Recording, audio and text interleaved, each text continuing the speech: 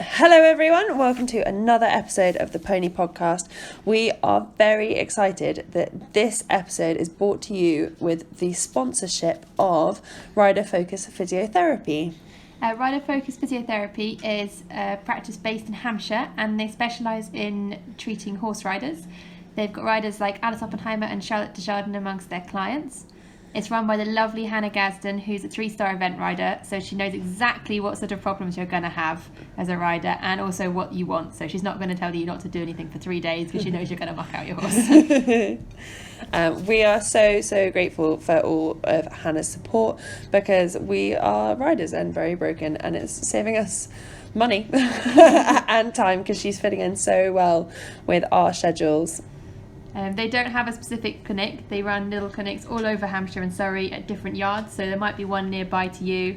And they also run rider assessments, so they can see you ride and then do a bit of work on you and use some exciting techniques with you on the horse to get your posture better and also to improve how effective you are on the horse. They also run rider Pilates sessions and simulator sessions using the mechanical horse at Sparsholt College. So if you want to find out more about their sessions and you want to go yourself, head to their website at riderfocusphysiotherapy.co.uk.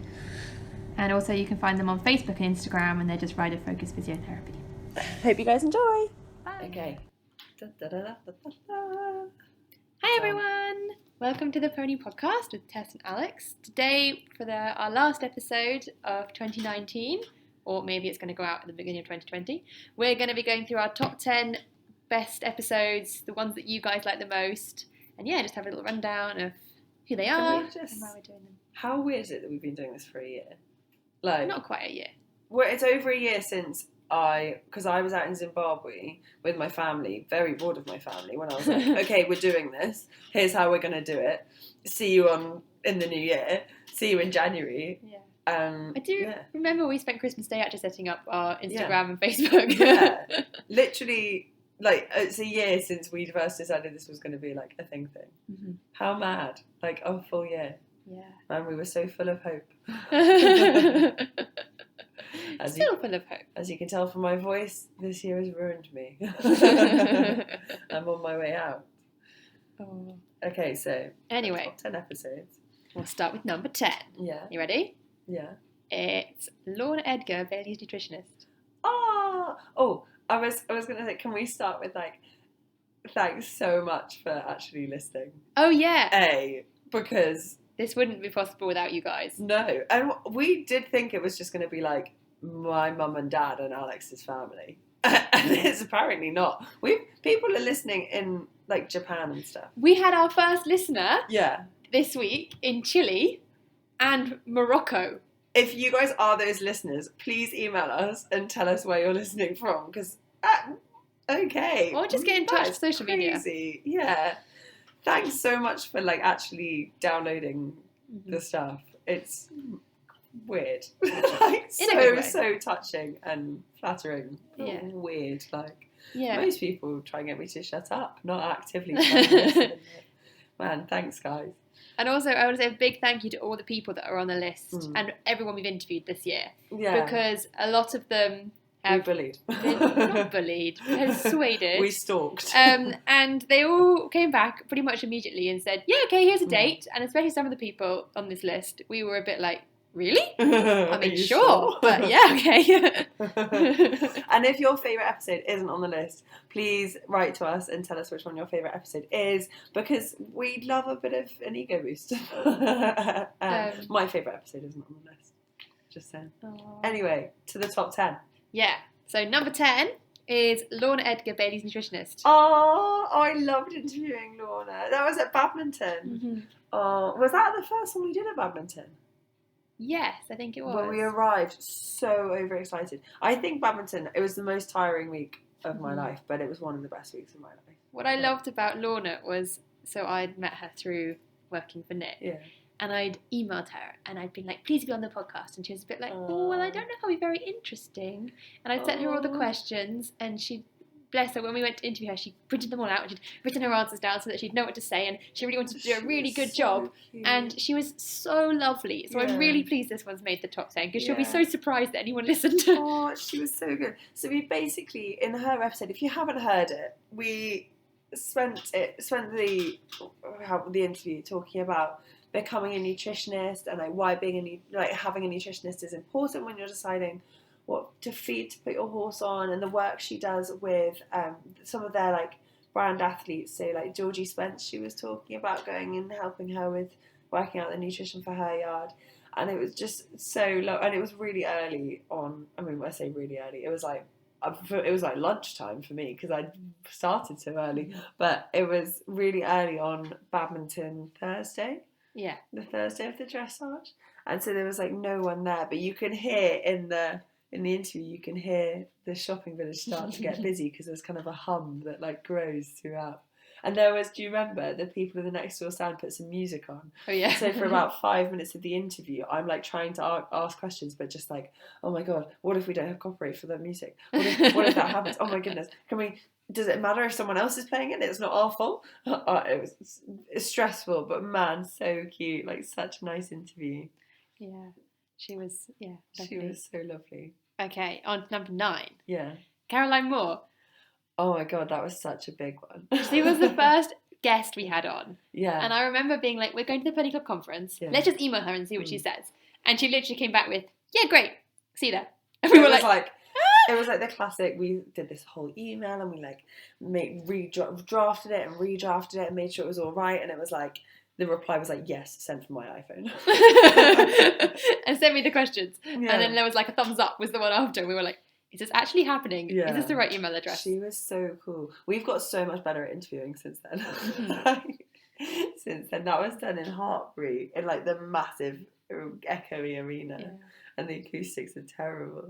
But it is one that people, when we go into people, if they're like, oh, we listened to some episodes, like we went to see Sam Roberts, and she said, oh, I listened to Caroline's episode, and I put her polls out in my school. Yeah. So people are still listening to it, obviously. Yeah. She was the first one that I was like, man, people are so nice. Because like we didn't have any listeners that weren't blood relations. Like no one listened. We'd put out 3 episodes. We had like 10 followers on Instagram or something. And she was just like, yeah, of course, yeah, fine. Of course I'll do it. Which was like, someone who does her PR needs to have a word. Because realistically, she had no business coming and talking to us. No. Absolutely none. But yeah, she's lovely. I know when you watch her teach, you think, oh my god, she seems scary. A bit savage. But she's lovely. So nice. Yeah, so lovely to talk to and so like approachable. Like, do you remember us taking that photo with her when we had the microphone and she was just so like, I don't know, what do you want me to do in the photo? And I was like, no, we're meant to be the ones who are like, I don't know what to do. Yeah. Oh. What's number 8? Number 8 is Harry Mead, Fitness and Recovery. Oh, Harold. We should get him on again. Yeah. No, he's done it great. He's a big deal. Oh, he's a big idea. Yeah. This was a funny one because you'd worked with him and I hadn't. But I'd been to his house to record an episode with you when he wasn't there. So I turned up and I used to live in Harry's spare room while I was working for him. So when Harry goes and competes away, quite often the whole family will go and stay up for the weekend. So I'd have the house to myself. And it was very nice. I mean, bless, everyone else working for him is in like the groom's accommodation, which is quite kind of cramped and groom's accommodation, so not that nice. And I was in Harry's spare room, which was lovely. Really nice. Got a bath, everything. Gorgeous. But yeah, he's so knowledgeable. Yeah.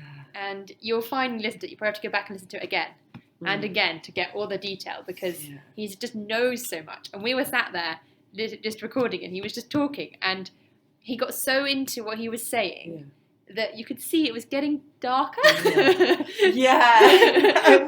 And the lights weren't on. There was like an hour and a half or something of raw footage, raw recording that I had to edit down. And it was just kind of, I remember just listening to it and being like, there is nowhere I can take anything out because every word is like integral to the story, and that story leads on to the next story. So you can't take out like one whole chunk because there is no one whole chunk. One whole chunk is the hour and a half, and it's not even like he's waffling. No, like all of it is actual relevance and like sometimes science. It feels a bit like his waffling when you're on a day like when you've had like a Monday day off one week and the Friday the next, you effectively work 2 weeks straight. Sometimes it does feel a bit like waffling. But man, the guy, he's one of those rare people who's just so unbelievably passionate and just loves what he does so much that you can't stop him. Like you can't, and you don't want to, because it's really rare to talk to, and it's really good and fun to talk to someone who's that passionate and that knowledgeable, and that like his dad was on, European, Olympic, British, everything teams, and won badminton and won Burley and did everything. So I mean, the knowledge like runs in Harry's veins. Like, he's been around it forever, and if anyone's ever had a lesson with him, you all know what I mean, because it's just a lot of information that he just regurgitates constantly and throws at you and puts it in a different way and just hurls words at you, and you're just like, oh my god, fine, sure, I'll imagine this and point my hand at that and point my foot at this and shut one eye because, I don't know, it does something else. It's mad. It was such a good episode to record, wasn't it? Yeah. Him and Richard Wagan were both very like, how are we doing this? Are you keeping the questions in? How much editing are you doing? What are you doing with this? What are you doing with this? And we were just there like, oh, honestly, man, whatever. I was like, Harry, I'm going to be editing it in your spare room. Like, calm down. Yeah. So, number 7? Yeah. Student riding, taking you further than most degrees. Literally. As I'm about to go out to Switzerland for the World Finals in 3 days. I can't wait. This was another badminton one. And this was great because I've known Sophie through student riding. Yeah. And it kind of showed a bit how much being involved with it helps you network. Yeah. Because we had to move out because there was a press conference going on. We got kicked out halfway through. And as we were outside, Cameron Beer, who was also on a later episode, who I know through student riding and was presenting for Horse and Country, came past and was like, hey guys! And we were like, shh, recording! I saw him walking down towards us and I was like, I know of him and we have met before, but not enough that I'd be like, oh, hi, I'm Tess, we met at this. And I kind of saw him coming in. I was trying to be like, I was trying to put my finger up, but I didn't want to look rude. And I was kind of like, please don't speak. Please don't say anything.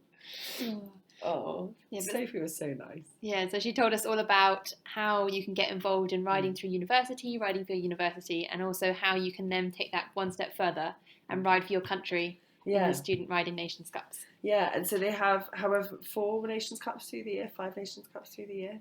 4 and then World Finals. Yeah, so I'm about to go out because a good friend and listener of the podcast, Alicia Wilkinson, who I've known for a while through Pony Club, is on the British team going out to Switzerland for World Finals. And Alex, the only reason I signed up to go was because you were going and you were like, yeah, we'll go for the podcast. And then you didn't sign up. Because I have no money. I got Alicia paid my initial fee. I have paid her back now. And it was really sad because I got added to the Dutch Student Rider group. And they were like, oh my God, Alex is going. I haven't seen you for ages. And I was like, I'm not, because Switzerland's really expensive and I haven't got any money. I have to say, when I got ill last week, I was like, maybe Alex will have to take my slot and Alex will have to go. But sorry, I'm healthy enough. I can't, I'm house sitting now. Okay. We could have swapped. I could have gone and been ill while house sitting and you could have gone. Yeah, but I'm healthy enough to go now, even though I'd have to stay stand up. So, number 6 is the Balanced Rider. Oh, that was another badminton one that was really, really good fun. With her dog. Oh, yes, what was her dog Kira called? the poodle. Kira the poodle, and Harry the skeleton. Harry the skeleton. That was so much fun. That was another one that we did in the shopping village, so you can hear the noise in the background. It was the Pony Club stand. Yeah. And she also got us involved in her social media posts in badminton. Yeah. So she had us hula hooping and on the back in action beds. That was really good fun. We talked to her about like her career and how she'd got started. So she does physio, but specifically for riders. So we talked to her about how she got started and she started the business and what she was doing now and what problems that riders have that most normal people don't have. And it was a really fun episode. Yeah, and Claire we interviewed, she's the British pony dressage team physio. Yeah. So we were talking to her about working with the squad and working with kids. Oh, that was so lovely. Right, number 5. Number 5 is working people life.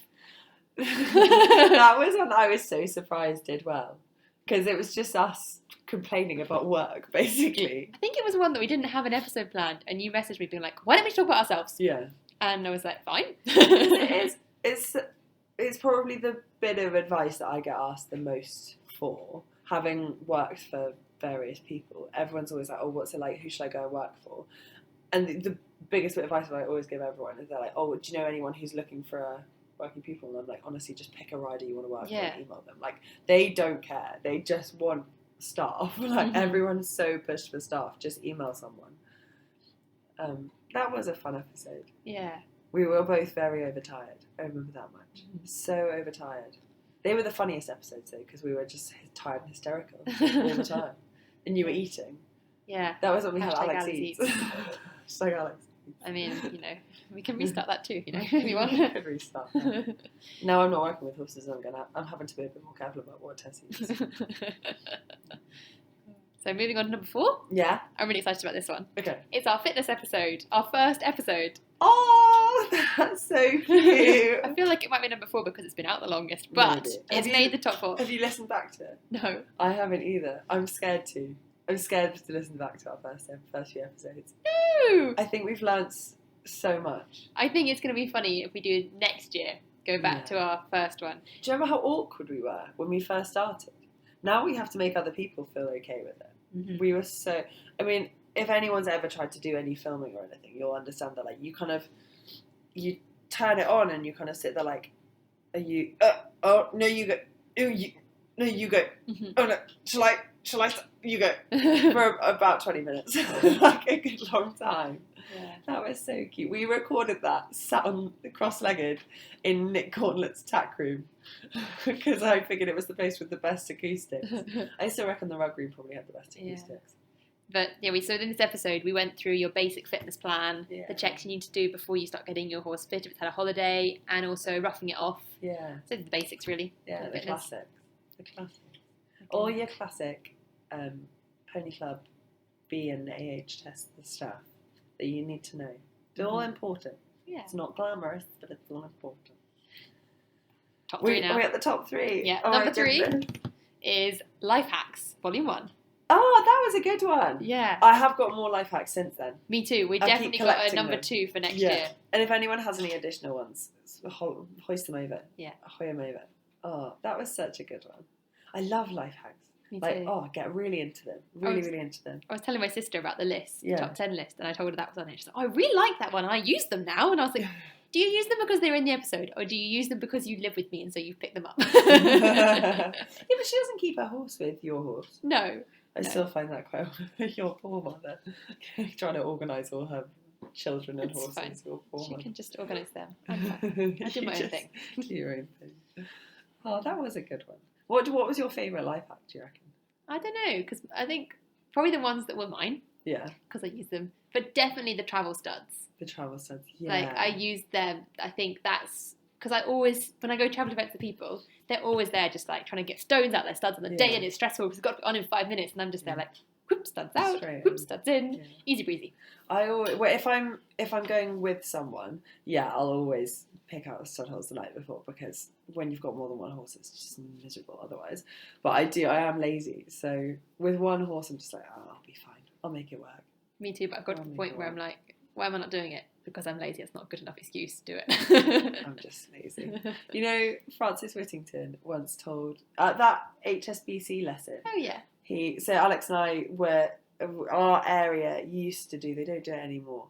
Every pony club could put forward a member to do like a special lesson with a professional that was sponsored by HSBC, who paid for the day. And one of the first times we met was doing our HSBC lesson with Francis Whittington. And I remember, one of the things I remember him saying was that his groom had cross-threaded a stud and hadn't been able to get it in. So instead of just putting hinds in or whatever, she took all of them out and sent him into the show jumping at Blenheim with no studs in, but didn't tell him. And he show jumped clear, and it came out, and she went, now you've gone clear. By the way, you've got no studs in. But you went clear, so obviously fine. Yeah. I showed up mine at Nationals with no studs in, because I couldn't put the stud up. And it was like deep enough that there was enough hold. Yeah. And she's mad in that she'll fall over 2 strides out from a fence and be like, this is fine, and just jump the fence. So I just didn't put any studs in. The rest of my team were panicking like, oh, should I put these in? Should I put these in? And I was like, oh, you're doing a dressage test. Honestly, if you're struggling in the dressage, you've got other issues. Oh. What's number 2? What's number 2? Number 2 is Miss Worldwide. Oh, with Kirsten. Yeah. Oh, that's so cute. Hers was good. Hers was very tangenty. So the one with Miss Worldwide is a Grand Prix dressage rider called Kirsten Wing, who's South African, and she's worked in yards in South Africa, obviously, Germany, Holland, and the UK, and she is like superhuman. So she did her first abroad work experience summer when she was 14 in the UK, and she decided she wanted to go and do a degree in the UK at this point, and then every summer after that she found a different yard to work at and ride at. And at the point that we interviewed her, she was studying for a master's at Hartbury, so she'd nearly finished because it was like July. She has now graduated. Yeah, and she's doing really well. She was the physio, for sports Rugby. therapy, and West Bromwich Albion. Yeah. And she was also part of a clinic being a sports therapist, and she had a bar job, and she obviously had her horse that she was competing at Prix St George into 2, and she was helping Nick ride his horses, and she had a boyfriend. She is Superwoman. Someone else. She's one of the most... Imagine being that proactive and organised. Yeah. Like, I could do all of the jobs. I couldn't do the boyfriend as well. That would be one too many things. Yeah. But man, she was amazing. But she's also laid back. Yeah. With it all, she just rolls with it. Whereas you'd expect someone that was like that to be very like, no, I have to have this and do. And no, she was like. She's very South African like that. She's very South African and chill. Oh, I miss her. I miss being around her all the time. She should be back in the UK. Kirsten, if you're listening, we miss you. She's great. Her episode was good though because it was essentially the 3 of us sat around a table. I don't think we had a glass of wine by that point, but we weren't far off a glass of wine. Oh. And it was just us have tangents and tangents and tangents and tangents. And then eventually one of us would be like, okay, so the question was originally this. And we'd kind of circle back to it. And then we'd go off on other tangents and we'd have to circle back to the same question. What I loved most about it was a really spontaneous one. Yeah. That week we were like... We were panicking for another episode. We haven't actually got an episode. We were like, we live with a dressage rider that's travelled around the world. Let's just ask her if she'll be on. I think we work very well under pressure. And it's when we were like, oh God, we don't have an episode. That's when the best ones come out. To be fair, there's a common theme here with those top 5. That and us being really overtired because they're the funniest ones. Right. Number 1 is First Event to 5 stars with Felicity Collins. That was cute. That was another one we were like, we don't have an episode. And we were out in Po and we just kind of collared her. Bless her. Mm-hmm. She was so nervous that she was like, well, I have to be this because I've done my dressage tests, but it can't be before the cross country because I'll be feeling ill. So it has to be the Thursday evening. Oh, she was so nervous. That's what I was like before my first advance. As you know, she was worse. I wasn't quite vomiting nervous. Oh, that was so good of her. So with Felicity, we spoke about her journey from doing Pony Club through the youth teams, and then the fact that she was at Po. Not only was it her first 5-star, she was the youngest rider there. Yeah. She had 2 horses, and both of them she produced herself. One was from a 5-year-old, and one was a homebred. Yeah, absolutely amazing. And we talked about how she'd when she'd bought Mickey, who's RSH contender, and buying him, and how he was really tricky. And the other one is called Just Amazing, which is her homebred, and how her mum had competed her mother, and it was just so lovely. It's just such a lovely chat.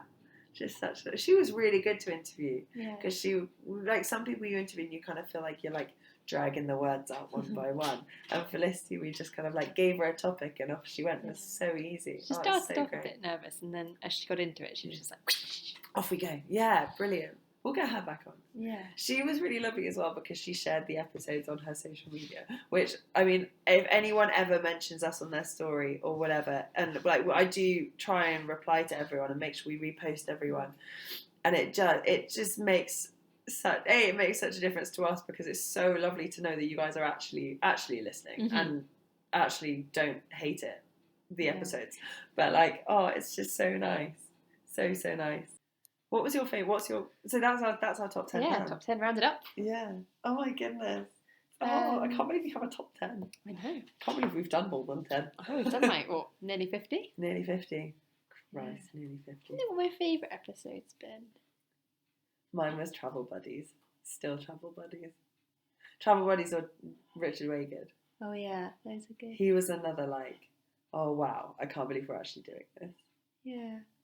I think my favourite ones have been ones where quite a few people that we've interviewed, that we've met before, or I've met and like know a bit and kind of persuaded them to come on the podcast. Yeah. But the ones I think that I've enjoyed the most have been people that we haven't met. Yeah. And we've had to kind of, and then we've got to know them through the podcast. So like Ella Bunting, who we had on with Endurance. Oh my gosh, she was amazing. She was so lovely. Like we turned up in Bristol to this student house. This literally random house on some side street in Bristol. And I'd been messaging her a bit over Facebook, and you can't really get the gist of someone over Facebook. And she opened the door and was like, oh, do you want a cup of tea? Yeah, come sit down, and just like chatted to us. And we were like, oh, you're so lovely. She was one of these people, you know, when you meet someone and literally within 5 seconds you're like, friends. Yeah. We're friends now. I literally, we drove away and I was like, I want to come back. I want to go out with her. I'm going to go out with her and her housemates. They were sound. Do you remember her housemate came in halfway through to put the kettle on and have his dinner and was like rustling. And you could hear him trying to rustle the bag as quietly as possible. And eventually I was just like, honestly, I'll just cut it out of the edit. Just go. Like, rustle away. Yeah. Put the kettle on. It's fine. I don't mind. It's like... Claire Williams as well from Beta. Like I emailed her just being like, oh, do you think we could maybe do an episode? And she emailed back being like, call me at this time. And at that point I was grooming in Holland at an event, and I was like, I've got to call her. I've got to call the executive director of Beta. This is really, really scary. And I phoned her up and she was all like, oh yes, we can do that, definitely. Yep. Do you not think it'll be a bit boring? And I was like, no, please come on the podcast, please. And the drugs one. Oh. Yeah, the prohibitive substance one. And you wouldn't let me call the drug podcast because you didn't want it to sound bad, but it's all on drugs. And if that doesn't make you go and listen to it, well then. I loved that one. That was so interesting. And the other one that I really enjoyed was the Horseball podcast. Yeah. Because she was one that I'd messaged and she was like, yeah, sure, I'll do it, but I'm away in Le Mans. Yeah. And I was like, oh, cool. And then I got back to her, like, here are the questions. And she was like, oh, cool. And then nothing. And we'd arranged it. And then I got this message being like, do you want to have a go when you come in and interview me? That was so And we were like, yes! I want another go. Can we go back? I don't know what we would interview her about again. We can do a YouTube video. Yeah. On Horseball. I really want to go again. Really want another go. That was so much fun. That felt like being, like, I did mountain games when I was little, and it was like, I was young enough that I was just hurling myself onto an off of a pony, and I didn't care if I fell off, and it was fine. And that it felt like being a little kid again, just like hurling yourself around on the saddle. I mean, her poor horse. Like, bless him. I really felt for him. He was a bit like, oh, who have I got now? Who am I teaching now? Practically see him roll his eyes. Practically. He was, I think Travel Buddies was my favourite, just because I remember being in Harry's spare room editing it and really having to not laugh as I was editing, because I just thought it was the funniest thing. Just thought it was the funniest one. That was the one where we talked about obviously travelling and how you had to travel, and I'd just done my HGV, so I had all of the things that I'd learned by rote. So I kept spouting random sentences of information, none of which I still remember, obviously. And we talked about flying horses and how... Not Pegasus, putting them on a plane. No, putting them on a plane. Because I know the people who... There's a company called Pedons who they sponsor a prize at Burley, and they do all the flying for horses to Olympics and stuff. So we'll get them on before Tokyo. And I know the people who own the company, so I know through them that when you fly a horse somewhere, they have to have like a designated groom with them, which isn't their normal groom, it's their professional, like a professional flying groom. And that groom has like, the owners sign over responsibility to the groom that if something goes wrong mid-flight, they can put the horse down mid-flight, which is a really like sad fact, but so cool. And also it must be so stressful if you're sending an Olympic horse to the Olympics. You just have to sign over the fact that someone else can make that call if something goes wrong mid-flight, and you must just be there at the other side like, man, I really hope nothing goes wrong, because that is a lot of money in a crate, in a plane, flying. Like, man, it's just such a, like, it blows my mind all the time. Blows my mind. So cool. We will try and get them on because I bet that would be a really interesting conversation. They're really interesting people. Yeah. Really, really interesting people. Oh, cool. I can't believe we have a top 10. I know. I can't believe we've been doing this for a year. Like, I wonder what's going to happen next. Like, I don't know how next year's going to be this year. Because this year... I've made a spreadsheet. Oh, God. Spreadsheet. That's cool. Good. Well, I have already got at least six guests lined up for next year. Yeah. And obviously not going to tell everyone who they are because you've got to wait and see. And I've got at least 6 competitions in the pipeline. Wow. Okay. So big plans. Let's do our goal setting session. So this year, what are we pleased that we've achieved? We've had nearly 8,000 listeners. Nearly 8,000 listeners. That's you guys. Yes. There's a whole tribe of you. Christ. And we've got to go to some amazing places as press. What was your favourite place? I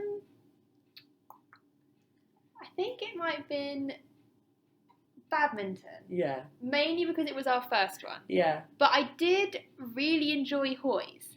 Really? If anything, because it was so out of our comfort zone. Yeah. Because we were wandering around being like, oh, we've come to Hoy's for the day. Yeah. And everyone else was like there for their class and like doing their thing and their discipline. So and I was professional. like, I feel like we need to do more research next year. Yeah. I think badminton was my favourite just because, like, it was a proper, like, full week of me just being so unbelievably overexcited. Mm-hmm. And just, like, every moment I was looking around like, there is nowhere else in the world I would rather be at this moment. Like there was just nowhere I couldn't conceive of anything I would rather be doing than everything we did there. Mm-hmm. Like, I mean, just being in the press tent, not even doing anything, just being there and like chatting to Claire Balding about the coffee or about the traffic, because the traffic was terrible. And she told me where to get the best coffee. If anyone's listening, when your parents take you next year, the best coffee is in the stand that is on the right hand side of the arena. As you're looking at the scoreboard, there's a little kiosk on the right hand side of the arena. In 2019, that was where the best coffee was, according to Claire Balding. You heard it here. You heard it here, not first, because it's old news now. But I mean, when I get the gossip of 2020 badminton, I will let you all know. And then like being sat in there, and Derm from Equa Ratings came over, and Derm, if you're listening, I know we're technically a rival podcast, whatever. We've got different audiences. It's fine. I'm not bitter. It's fine. But just the fact that he came over and was just chatting to us, like, I remember looking at you and being like, I really want to catch your eye.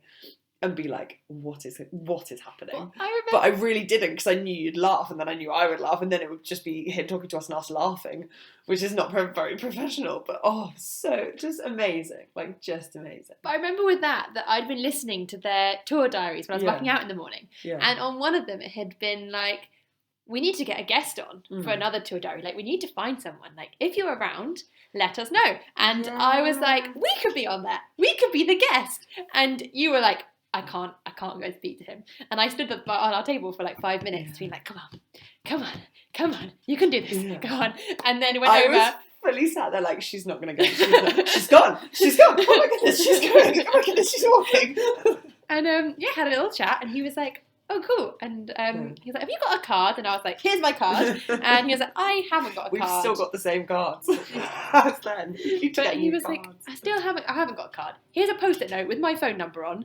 Text me when you're available to do the podcast. And I was like, I've just got Equa Ratings' phone number. That was so like if you are listening, it was a real special moment. Like, just to have taken that time, like, it was a real unbelievable, like, pinch me moment. Mm-hmm. And then being on their episode with Nicole and listening back to it and being like, that's my voice. And then having someone come up to me being like, I was catching up on Equa Ratings episode. We heard the one you were on. And I was like, yeah, just crazy. Like, just crazy. And I know, like, they're technically a rival podcast, but Like, that was something else. Like, that was so cool. And that was really classy of them to have us on. Like, that was so nice. But yeah, none of this would have been possible without you guys listening. So please keep listening. And as always, we run this for you to bring you information that you want to listen to. So if you do have anything you want to hear about, or even any suggestions on how we can improve the podcast, please get in touch. Like, message us on Instagram, or even Facebook. if you want to, like, just message us and tell us where you're listening and what you like doing when you're listening, and just anything, like any contact. Any contact is just, like, mad. Yeah, absolutely mad. Crazy. Thank you guys so much. And I mean, obviously, hopefully you already follow us on Instagram and everything like that.